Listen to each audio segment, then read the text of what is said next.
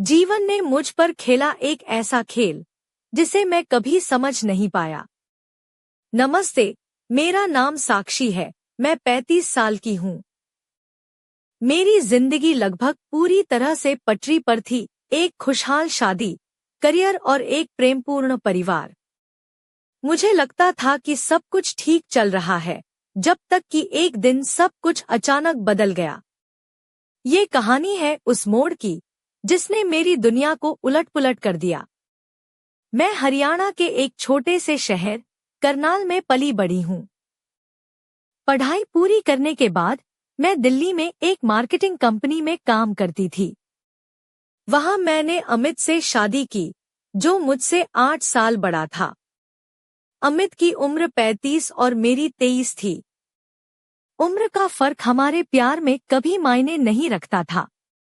अमित के लिए मैं सब कुछ थी, उसकी जिंदगी का उजियाला। उसकी मुस्कान मेरी सबसे बड़ी ताकत थी।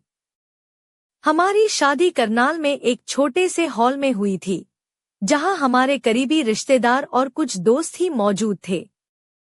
उस दिन की यादें मेरी जिंदगी की सबसे खूबसूरत यादों में से एक है।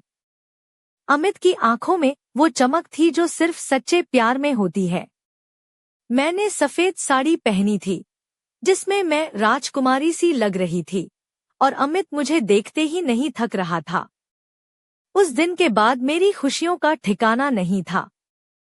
लेकिन शादी के कुछ महीनों बाद हमें अमित के माता-पिता से मिलने करनाल के एक पुराने मोहल्ले में जाना पड़ा। अमित की मां, सुनीता जी, एक शानदार महिला थी, उम्र लगभग 39 साल की, पर उनकी शारीरिक बनावट और चालढाल देखकर कोई भी उनकी उम्र का अंदाजा नहीं लगा सकता था। सुनीता जी की खूबसूरती और उनकी मौजूदगी में एक अजीब सी शक्ति थी। वे हमेशा अपने लाल रंग की साड़ी में दिखतीं, जो उनके कंधों को खूबसूरती से गले लगाती थी।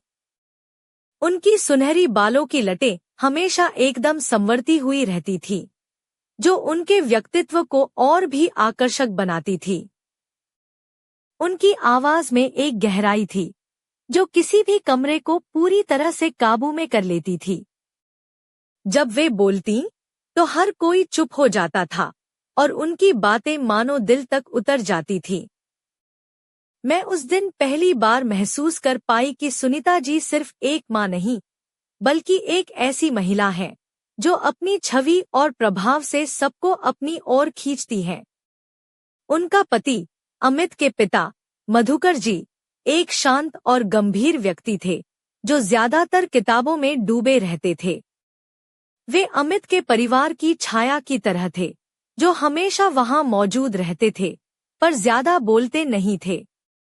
उस शाम जब हम उनके घर गए, तो घर का माहौल बिल्कुल अलग था। ताजा बने हुए पकवानों की खुशबू, चाय की मिठास और परिवार की गर्मजोशी, सब कुछ मन को छू जाता था। अमित और मैं उस माहौल में खो गए थे, लेकिन मेरी नजरें बार बार सुनीता जी पर टिक जाती थी। उनकी मौजूदगी मेरे दिल में अजीब तरह की हलचल पैदा कर रही थी, जो मैं समझ नहीं पा रही थी। एक बार जब हम सब बैठे थे, तो सुनीता जी ने अचानक अपने ऑफिस से लौटते हुए एक युवा आदमी के साथ बातचीत की। वह आदमी लगभग 30 साल का था, स्टाइलिश और आत्मविश्वासी। उनकी बातचीत में एक अजीब सी घनिष्ठता थी, जो मुझे चौंका गई। वे दोनों इतनी सहजता से हंस रहे थे, और उनकी बॉडी लैंग्वेज में एक तरह का इशारा था जो सिर्फ सहकर्मियों के बीच नहीं होता। उस पल मेरे दिल में एक अनजानी सी बेचैनी उठी, जिसे मैं दबाने की कोशिश करती रही। अमित ने उस पर कोई प्रतिक्रिया नहीं दी, और सुनीता जी की इस बात को भी कोई खास अहमियत नहीं दी। पर उस शाम से मेरी सोच में एक नया सवाल उभर गया था, क्या सच में सब कुछ वैसा ही है जैसा मैं सोचती आई थी? क्या सुनीता जी की दुनिया में कुछ ऐसा है जिसे मैं अभी समझ नहीं पाई? ये कहानी शुरू हुई थी एक सामान्य शादी से, पर अब वह मोड़ आने वाला था, जिसने मेरी जिंदगी को एक अजीब और रहस्यमय दिशा दे दी। अमित की मां, सुनीता जी, एक रहस्यमयी और प्रभावशाली महिला थी। जिनका हर कदम एक कहानी कहता था। उस शाम जब मैं उनके घर पर आई, उनके राज में धीरे धीरे खुद को खोते हुए महसूस कर रही थी। उनका लाल रंग का साड़ी का वो सिल्क फैब्रिक जैसे उनकी चमक को और गहरा कर रहा था। उनके गले में एक पतली सोने की चेन चमक रही थी और कानों में छोटे छोटे झुमके जो हर हल्की हिलडुल पर झंझनाते थे। उनकी चाल में एक अद्भुत नजाकत थी जो हर किसी को मोहित कर देती, और जब वे हंसती तो उनकी हंसी में एक संगीत था जो दिल को छू जाता था। मैं अमित के साथ बैठी थी, लेकिन मेरी नजरें बार बार सुनीता जी पर टिक रही थी। वे अपने ऑफिस की बड़ी जिम्मेदारियों के बावजूद घर के माहौल को पूरी तरह संभालती थी। उनकी आवाज में वह गहराई थी जो सुनने वाले की रूह तक उतर जाती थी। अमित भी उनका सम्मान करता था, पर उस दिन कुछ ऐसा लग रहा था जैसे मैं उनके बीच एक अनदेखा फासला महसूस कर रही हूँ। कई बार मैं सोचती कि क्या मैं सिर्फ अपनी कल्पनाओं में खो रही हूँ, पर जब मैंने उन्हें उस दिन देखा जब एक युवा युवक उनके ऑफिस से उन्हें छोड़ने आया, तब मेरे दिल में उठने वाली बेचैनी को मैं अनदेखा नहीं कर सकी। वह युवक आयुष नाम का था, जो उनकी कंपनी में एक महत्वपूर्ण पद पर था। उसकी काली काली आंखें और तेज मुस्कान सुनीता जी की चाल में एक खास चमक ला देती थी। वे दोनों एक दूसरे से इतनी सहजता से बातें करते थे जैसे दो पुराने दोस्त हों, लेकिन उनकी बॉडी लैंग्वेज कुछ और ही कह रही थी। उनकी हंसी में छुपा वो फुसफुसाता इशारा मुझे अंदर तक हिला गया। अमित को जब मैंने इस बारे में कुछ पूछा तो वह हंसते हुए बोला, माँ ऑफिस की तनाव में होती हैं, आयुष उनकी मदद करता है। चिंता मत करो, सब कुछ सामान्य है। पर मैं जानती थी कि यह बात सच से परे थी। अमित के पिता मधुकर जी उस दिन भी अपने कागजों में डूबे रहे, जैसे सब कुछ उनके लिए एक कहानी से ज्यादा कुछ नहीं। उस शाम की बातचीत में सुनीता जी ने अचानक मुझसे पूछा, साक्षी, तुम काम करती हो? और तुम्हारा ऑफिस कैसा है? उनकी नजरों में एक अजीब चमक थी जो मुझे असहज कर रही थी। मैंने मुस्कुराते हुए जवाब दिया, हाँ, मैं दिल्ली में मार्केटिंग कंपनी में काम करती हूँ। वहाँ का माहौल अच्छा है। उनकी प्रतिक्रिया कुछ अलग थी, काम अच्छी बात है, पर ध्यान रखना कि काम के बीच में खुद को खो न देना। उनकी आवाज में छुपी वो डोर मुझे पकड़ रही थी, लेकिन मैं नहीं समझ पा रही थी कि वह मुझे क्या कहना चाहती है। उस रात जब मैं सो रही थी तो मेरे मन में उन सवालों की बारात थी। क्या सच में अमित की माँ के जीवन में कुछ ऐसा है जो हमें पता नहीं? क्या वे सच में वह महिला है जिन्हें मैं जानती हूँ? मेरी नींद उड़ी हुई थी और मैं खुद को उन अनजानी भावनाओं के बीच फंसा हुआ महसूस कर रही थी। मैंने सोचा, शायद यह सब शादी की नई शुरुआत का तनाव है या मेरी कल्पनाओं का खेल। पर मेरे दिल को पता था कि कुछ तो है जो मुझे सच से दूर खींच रहा है। उस रात मैंने खुद से वादा किया कि मैं इस रहस्य को जानने की कोशिश करूंगी, चाहे जो भी हो। कुछ हफ्तों बाद मेरी जिंदगी में एक नया मोड़ आया।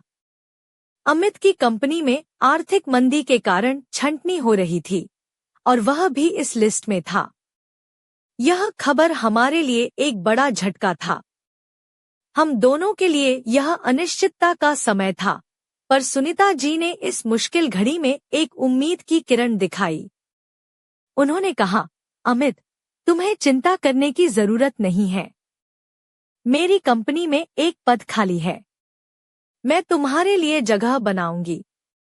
उनकी आवाज में एक ताकत थी जो मुझे डर और भरोसे के बीच झकझोर रही थी। मैं जानती थी कि यह प्रस्ताव हमारे लिए वरदान जैसा था, पर साथ ही उस महिला के साथ काम करने का विचार मेरे मन में अजीब सी बेचैनी पैदा कर रहा था। क्या मैं उस दुनिया में कदम रख पाऊंगी जहां सुनीता जी की सत्ता चलती है? क्या मैं उस खेल का हिस्सा बन पाऊंगी जिसे मैं समझ नहीं पा रही थी? ये सवाल मेरे दिल और दिमाग में गूंज रहे थे और मेरे कदम उस अंधेरे रास्ते की ओर बढ़ रहे थे जहां से वापसी आसान नहीं थी। सुनीता जी के ऑफिस में पहली बार कदम रखते हुए मेरा दिल तेजी से धड़क रहा था। उनका वो आलीशान ऑफिस, जो करनाल के बिजनेस जिले में था, एक पूरी अलग दुनिया की तरह लग रहा था। दीवारों पर आधुनिक आर्टवर्क लगे थे और हर कोने में खुशबूदार पौधे थे। ऑफिस की चमक धमक में उनके व्यक्तित्व की झलक साफ दिख रही थी। सुनीता जी खुद भी उस ऑफिस की रानी जैसी लगती थी। उनकी साड़ी आज गहरे नीले रंग की थी, जो उनकी ताकत और गरिमा को और निखार रही थी। उनके गले में एक बड़ा, झिलमिलाता हुआ हार चमक रहा था और उनके बालों को खूबसूरती से संवार कर पीछे बांधा गया था।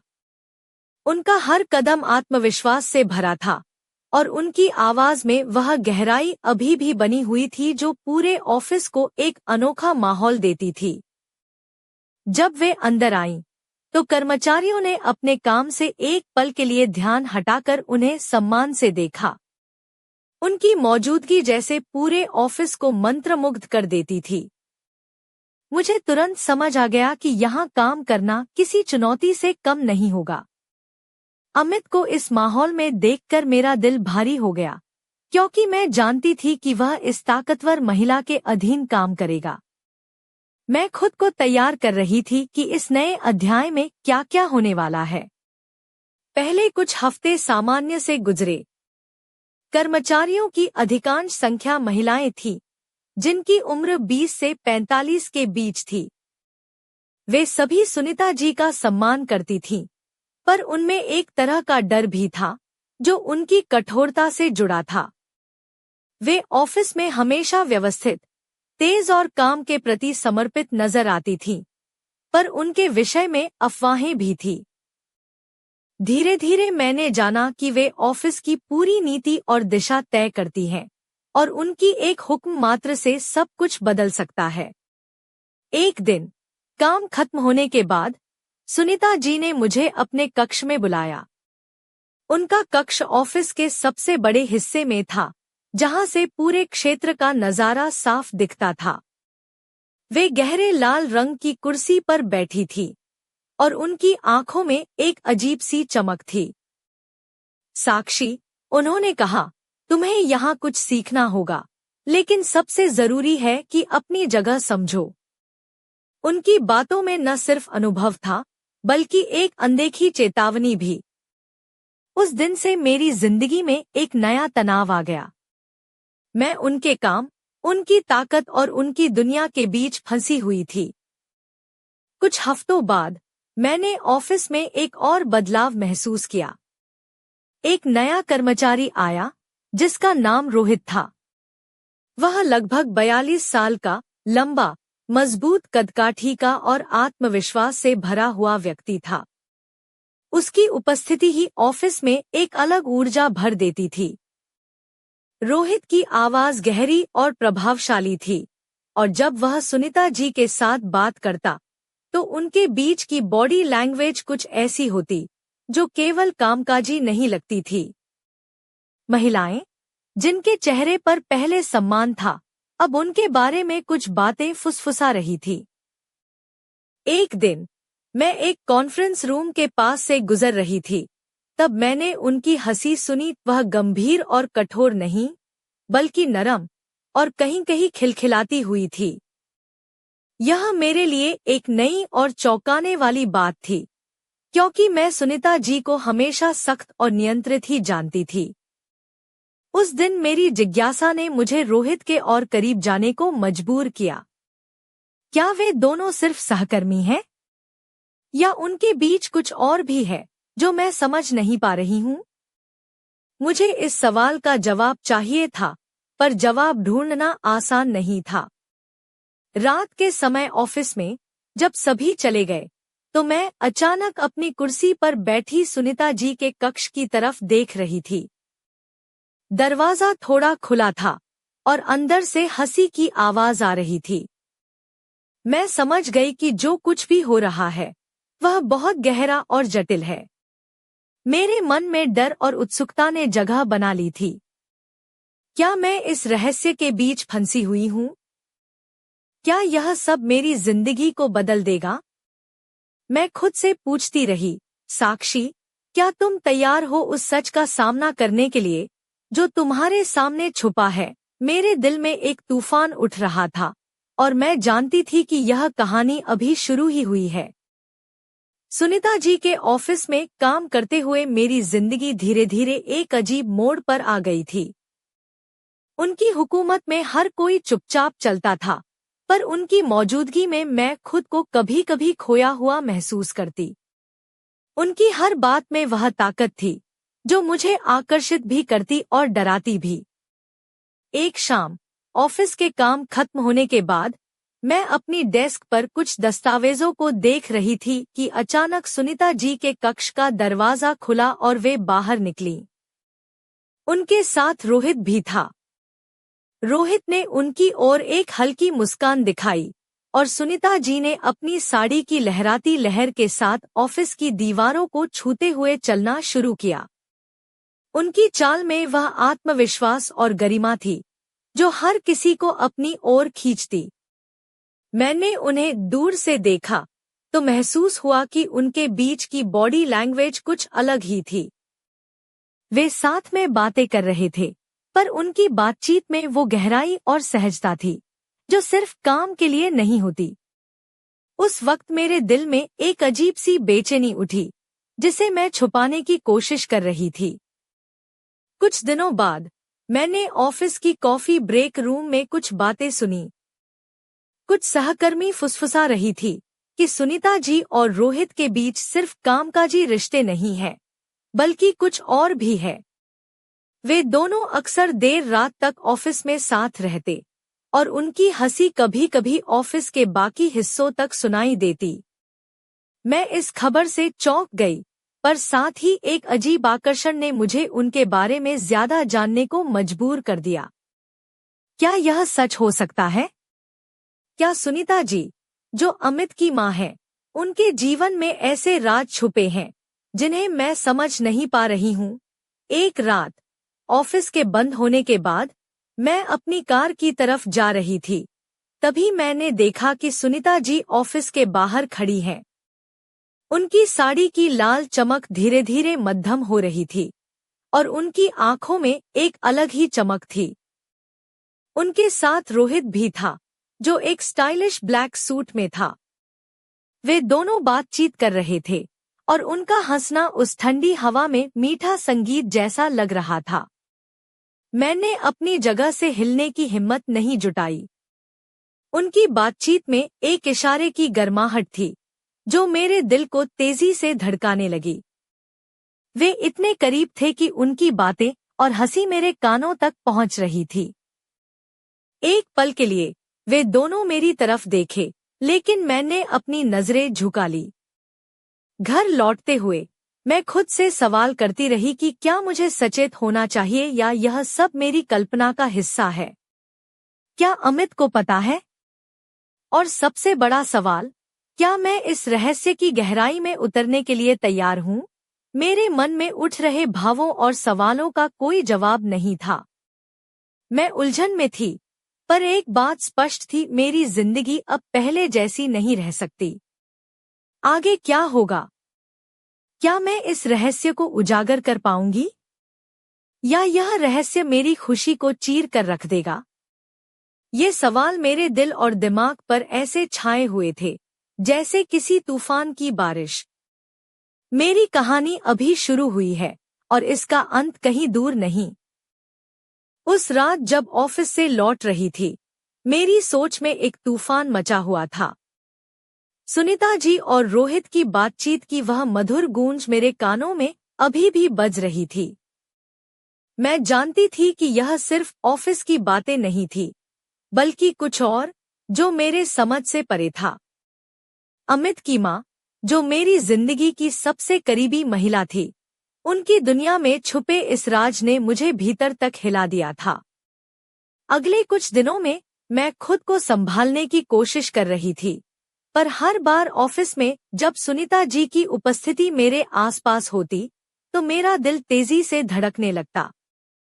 उनकी साड़ी की लालिमा, उनकी चलने की शैली और उनकी गहरी आवाज जो हर किसी को मंत्रमुग्ध कर देती, मुझे खींचती और डराती दोनों थी। एक दिन ऑफिस के काम खत्म होने के बाद मैं दस्तावेजों को लेकर सुनीता जी के कक्ष के बाहर से गुजर रही थी।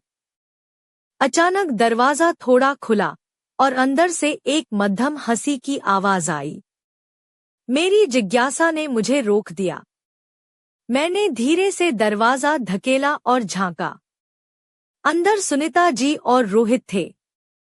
सुनीता जी की साड़ी की एक किनारा कुर्सी के पीछे से लटक रहा था और उनका चेहरा कुछ इस तरह चमक रहा था कि जैसे उन्होंने कोई बड़ी जीत हासिल की हो। रोहित उनके करीब खड़ा था, उसकी आंखें उनकी ओर टिकी थीं और उसकी मुस्कान में एक खास गर्माहट थी। वे इतने करीब थे कि उनकी सांसें आपस में मिल रही थी। उनकी बातचीत में कोई औपचारिकता नहीं थी, बल्कि एक गहरा रिश्ता था जो उनकी हर हरकत में झलक रहा था। अचानक सुनीता जी ने रोहित का हाथ पकड़ लिया और उसकी हथेली पर अपनी हथेली रख दी। उनकी नजरों का मिलना मेरे दिल को तेजी से धड़कने पर मजबूर कर रहा था और मैं वहां से भागना चाहती थी, पर पैर जमे हुए थे। उस पल मेरी दुनिया थम सी गई। मैं समझ गई थी कि यह रिश्ता सिर्फ काम का नहीं, बल्कि बहुत कुछ था। मुझे यह भी पता था कि अगर अमित को यह पता चले तो क्या होगा, पर मैं खुद को इस रहस्य से दूर नहीं रख पा रही थी। उस रात मैं घर लौटकर बिस्तर पर लेटी थी, पर नींद नहीं आ रही थी। मेरी सोच में सिर्फ एक ही सवाल था, मैं इस जाल से कैसे बाहर निकलूंगी? क्या मैं इस सच्चाई को स्वीकार कर पाऊंगी जो मेरे सामने है, या यह राज मेरी खुशियों को तहस-नहस कर देगा? अमित की मासूमियत, उसकी मोहब्बत और सुनीता जी की उस अजीब सी दुनिया के बीच में फंसी हुई थी। मेरा दिल टूट रहा था, पर एक अजीब सी चाहत भी जाग रही थी जो मुझे सुनीता जी के करीब खींच रही थी। मेरी जिंदगी एक ऐसे मोड़ पर थी जहां से वापसी नहीं थी और मैं खुद को तैयार कर रही थी उस अंधेरे रास्ते के लिए जहां छुपे थे कई राज और कई खतरे। क्या मैं उस रहस्य को उजागर कर पाऊंगी, या मेरी दुनिया ही तबाह हो जाएगी? ये सवाल मेरे दिल को जकड़ कर रखे हुए थे और मेरी कहानी अभी बस शुरू ही हुई थी। उस शाम ऑफिस से निकलते समय मैं अंदर से टूट चुकी थी। सुनीता जी और रोहित के बीच की नजदीकियों ने मेरी सोच को पूरी तरह उलट-पुलट कर दिया था। उनकी हंसी, उनकी बातें, उनकी छुअन, सब कुछ मेरे दिल के अंदर एक आग की तरह फैल रहा था। मैं खुद से सवाल कर रही थी कि क्या मैं इस रिश्ते की गहराई को समझ पाऊंगी, या यह रहस्य मुझे कहीं का नहीं छोड़ देगा। घर लौटते हुए अमित से बातचीत करना मेरे लिए मुश्किल था। उसकी मासूमियत और प्यार मुझे और भी जलील कर रहे थे। क्या मैं अपनी शादी को इस राज के बीच बचा पाऊंगी, या यह सच सामने आने से सब कुछ खत्म हो जाएगा? मेरे मन में डर और उलझन की लहरें उठ रही थी और मैं खुद को संभाल नहीं पा रही थी। अगले दिन ऑफिस में सुनीता जी ने मुझे बुलाया। उनका कक्ष हमेशा की तरह सजा हुआ, चमकदार और प्रभावशाली था। वे एक गहरे हरे रंग की साड़ी में थी जो उनके व्यक्तित्व को और भी बढ़ा रही थी। उनकी आंखों में एक अजीब सी चमक थी जो मेरे दिल को दहला रही थी। साक्षी, उन्होंने धीरे से कहा, तुम्हारे काम में मुझे कोई कमी नहीं दिखती, पर तुम्हें समझना होगा कि यहाँ सिर्फ काम ही नहीं चलता। यहाँ रिश्ते, समझौते और खेल भी चलते हैं। उनकी बातों में छुपी चेतावनी ने मेरे अंदर की बेचैनी को और बढ़ा दिया। मैं जानती थी कि मैं एक बड़े खेल के बीच में फंसी हूँ, जो मेरे बस की बात नहीं थी। कुछ दिनों बाद मुझे पता चला कि सुनीता जी और रोहित की नजदीकियों की अफवाहें ऑफिस में फैल चुकी हैं। सहकर्मी मेरी तरफ देखते हुए मुस्कुरा रहे थे और मैं अपने आप को असहज महसूस कर रही थी। मैं चाहती थी कि यह सब खत्म हो जाए, पर वह जाल मेरे चारों ओर कसता जा रहा था। एक रात, जब ऑफिस लगभग खाली था, मैं सुनीता जी के कक्ष के पास से गुजर रही थी, तो देखा कि वे रोहित के साथ एकांत में हैं। उनकी बातचीत में एक गहरा रिश्ता झलक रहा था और उनकी हंसी में एक अजीब सी मिठास थी।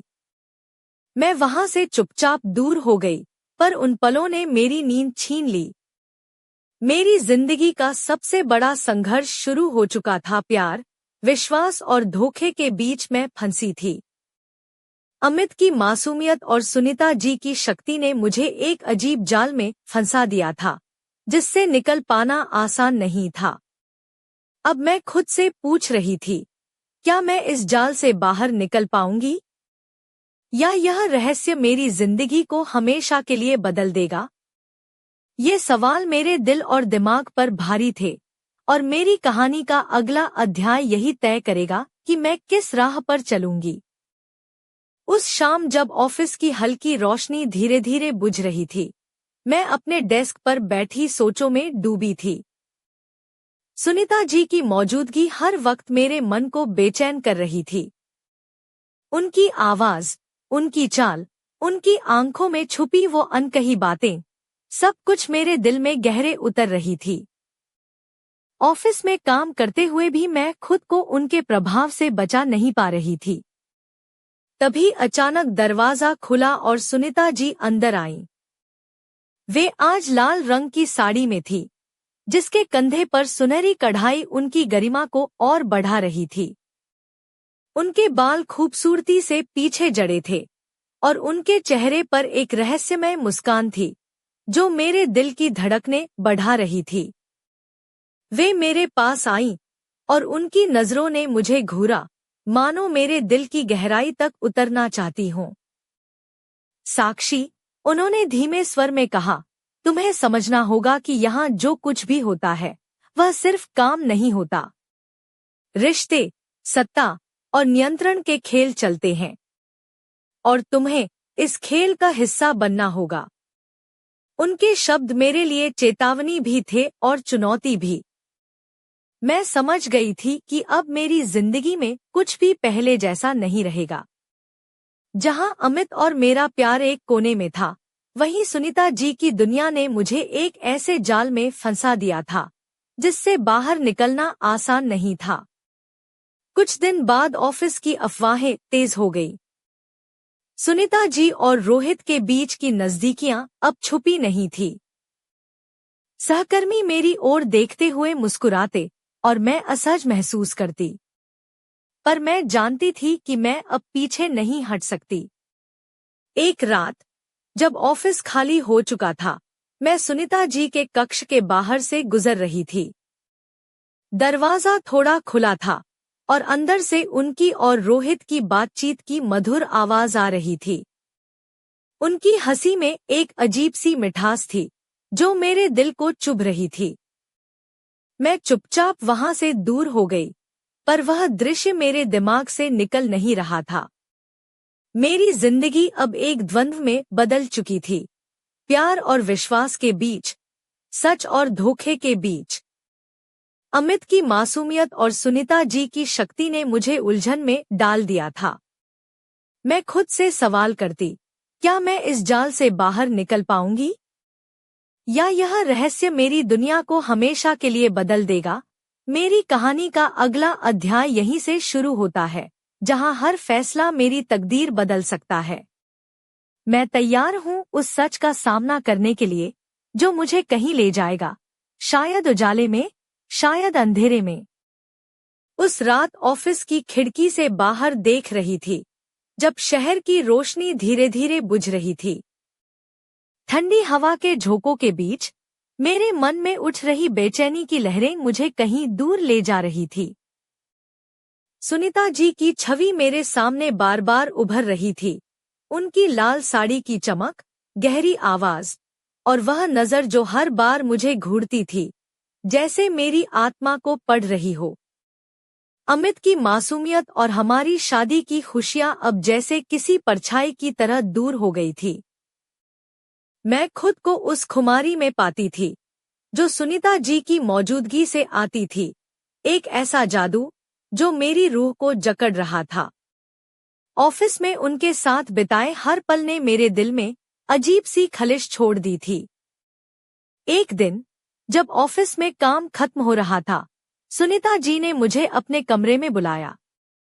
उनका कमरा हमेशा की तरह सजा संवरा था, लेकिन उस दिन उनकी आंखों में एक अलग सी चमक थी जो मुझे डराने के साथ साथ आकर्षित भी कर रही थी।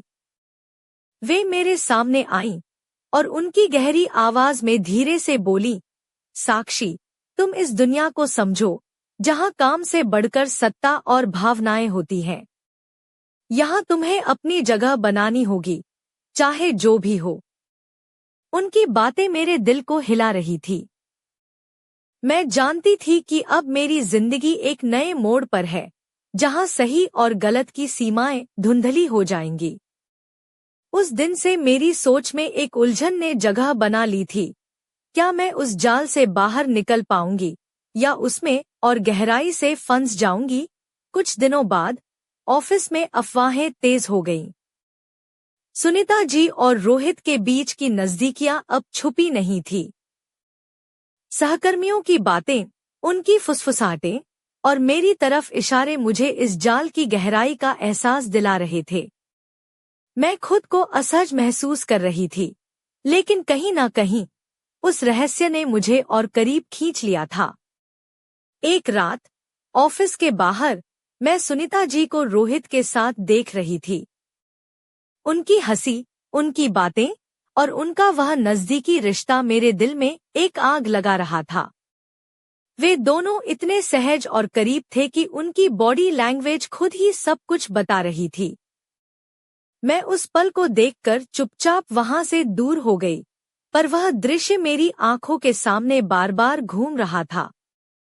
मेरी जिंदगी अब दो भागों में बंट चुकी थी, एक जहां अमित और मेरा प्यार था और दूसरा जहां सुनीता जी की दुनिया की गहराई थी।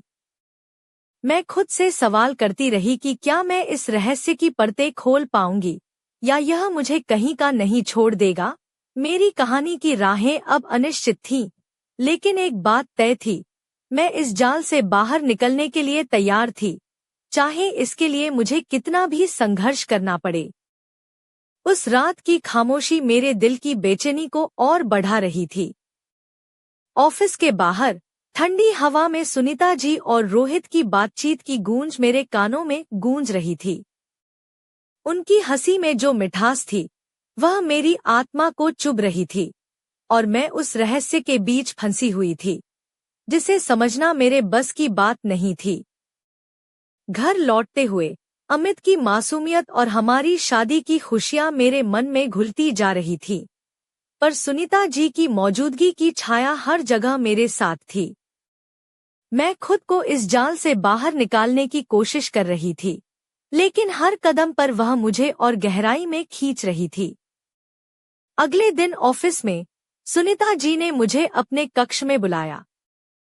वे गहरे लाल रंग की साड़ी में थी, जो उनकी गरिमा को और बढ़ा रही थी। उनकी आंखों में एक अजीब सी चमक थी, जो मेरे दिल को दहला रही थी। साक्षी, उन्होंने कहा, यहाँ हर रिश्ता और हर बात केवल सतह पर नहीं होती। तुम्हें इस खेल को समझना होगा और अपनी जगह बनानी होगी। उनकी बातें मेरे लिए चेतावनी और चुनौती दोनों थी। मैं जानती थी कि अब मेरी जिंदगी में कुछ भी पहले जैसा नहीं रहेगा। मैं उस जाल में फंसी हुई थी, जिसकी पकड़ से निकलना आसान नहीं था। कुछ दिनों बाद ऑफिस में अफवाहें फैल गई कि सुनीता जी और रोहित के बीच कुछ है। सहकर्मी मेरी ओर देखकर मुस्कुराते और मैं असहज महसूस करती, पर मैं जानती थी कि मैं अब पीछे नहीं हट सकती। एक रात ऑफिस के बाहर मैं सुनीता जी को रोहित के साथ देख रही थी। उनकी हंसी, उनकी बातें और उनकी नजदीकी मेरे दिल को जलाए जा रही थी। मैं वहां से दूर हो गई, पर वह दृश्य मेरी आंखों में बसा रहा। मेरी जिंदगी अब दो हिस्सों में बंटी थी, एक जहां अमित और मेरा प्यार था और दूसरा जहां सुनीता जी की दुनिया की गहराई। मैं खुद से पूछ रही थी, क्या मैं इस रहस्य को जान पाऊंगी या यह मेरे लिए विनाशकारी होगा? मेरी कहानी का अगला अध्याय यही तय करेगा कि मैं किस राह पर चलूंगी, सच की ओर या उस अंधेरे में जहां कोई वापसी नहीं। उस दिन ऑफिस की हल्की रोशनी में मैं अपने डेस्क पर बैठी थी, लेकिन मेरा मन कहीं और था। सुनीता जी की मौजूदगी मेरे दिल में एक अजीब सी हलचल पैदा कर रही थी, जो मुझे बार बार उनके करीब खींच रही थी। उनकी गहरी आवाज, उनकी साड़ी की लालिमा और वह आत्मविश्वास जो हर कदम में झलकता था, मेरे अंदर एक अनजानी चाहत जगा रहा था। वो दिन जब उन्होंने मुझे अपने कमरे में बुलाया था, उनकी बातों में एक तरह की चेतावनी और साथ ही आकर्षण था। उन्होंने कहा था, साक्षी, ये जगह सिर्फ काम की नहीं, बल्कि समझदारी और खेल की भी है। तुम्हें अपनी जगह बनानी होगी। मैं जानती थी कि उनकी इस बात का मतलब सिर्फ ऑफिस की राजनीति से नहीं था, बल्कि कुछ बहुत गहरा था। कुछ दिनों बाद ऑफिस में अफवाहें फैल गईं कि सुनीता जी और रोहित के बीच कुछ खास है। सहकर्मी मेरी ओर छुपकर देखते और मैं असहज महसूस करती, पर मेरे भीतर की जिज्ञासा और आकर्षण उन्हें और करीब लाता जा रहा था। एक रात जब ऑफिस खाली हो गया था, मैं सुनीता जी के कमरे के बाहर से गुजर रही थी। दरवाजा थोड़ा खुला था और अंदर से उनकी और रोहित की बातचीत की मध्यम हंसी सुनाई दे रही थी। वे इतने करीब थे कि उनकी बॉडी लैंग्वेज सब कुछ बयां कर रही थी। मैं वहां से चुपचाप हट गई, लेकिन उस दृश्य ने मेरे दिल में एक आग लगा दी थी। घर लौटते हुए मैं सोच रही थी कि मेरी जिंदगी अब दो हिस्सों में बंटी हुई है, एक जहां मेरा प्यार अमित है और दूसरा जहां सुनीता जी की रहस्यमय दुनिया है। मैं खुद से पूछ रही थी, क्या मैं इस राज को जान पाऊंगी या ये सच मेरे लिए विनाशकारी होगा? मेरी कहानी का अगला अध्याय अब तय करेगा कि मैं किस रास्ते पर चलूंगी, सच की ओर या उस अंधेरे में जहां कोई वापसी नहीं।